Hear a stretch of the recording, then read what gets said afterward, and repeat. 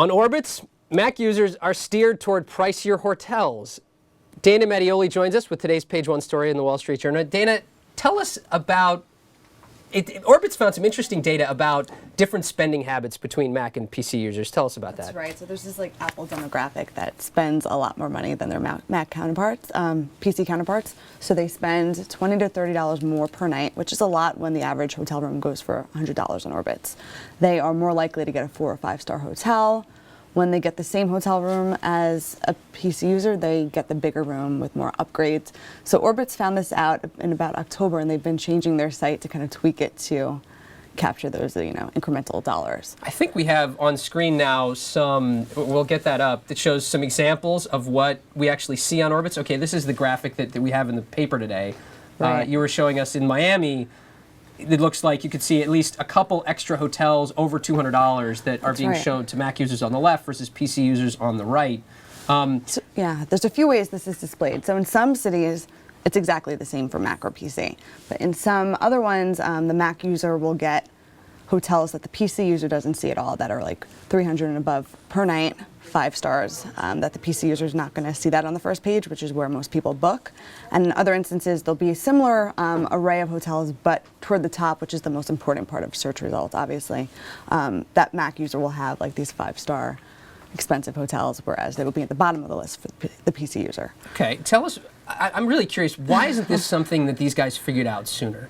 You mentioned in your story, average household income for a Mac user is 25–30% higher than it is for a PC user. Right. I mean, if they've already demonstrated, right, that they're willing to spend for a luxury computer, so why wouldn't they spend for a luxury hotel? I think we all have this assumption about the Apple user, and it's proven a lot in retail that they do spend more than other counterparts. But it's really hard to go through this data and prove it on sites, and then also, retailers are struggling with crunching all these numbers, and it's like, what do you do with it?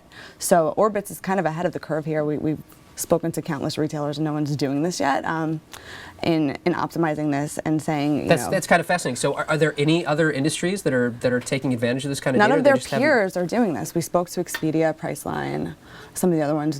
They're not doing this yet. But even in retail, where you say that they have determined that there is this connection, but they're not they're more using looking at iPads and iPhones as the next frontier of mobile shopping, and they're making apps for that, but they're not saying this Mac computer is this way to capture dollars. So Orbitz, I feel like people will now, because they're seeing what Orbitz is doing and they're having a lot of success here. But we'll see.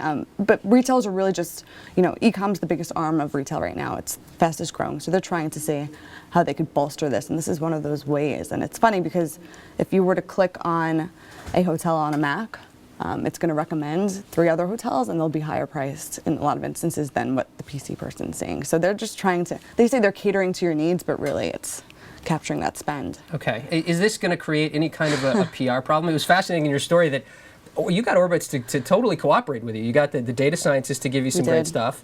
Now, will this frustrate Mac users at all to know that they're being targeted? Well, if you look on Twitter this morning, some people are outraged. But the important thing to note is that if I go on a Mac and you go on a PC and we both look at the same hotel, they're not going to charge me a higher price. And you could always sort by price. Exactly. They're not taking any options away from you. It's just the way it's displayed. Okay. Okay, so there's no price discrimination, which is interesting. I did want to get to, you mentioned in retail, there's a fascinating stat in your story about a Forrester Research Shop.org study that looked at retailers and found that you tend to get bigger online orders from tablets versus desktops and laptops. And of course, when we talk about tablets, we're basically talking about iPads. The iPad. Right? So tablets are pretty much shopping machines. They really are. We had a story earlier this year about how people use them differently than any other type of device. And think about who has an iPad at this point. It's more affluent, more educated.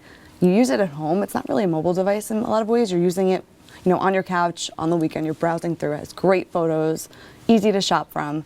So the average spend on that tablet is just way more than from a computer, from a phone. Actually, we quoted Rulala, which is a flash sale site in the story, and he said 75% of overall mobile commerce for them is coming from iPad and iPhone, and that's 1 out of every 3 orders at this point.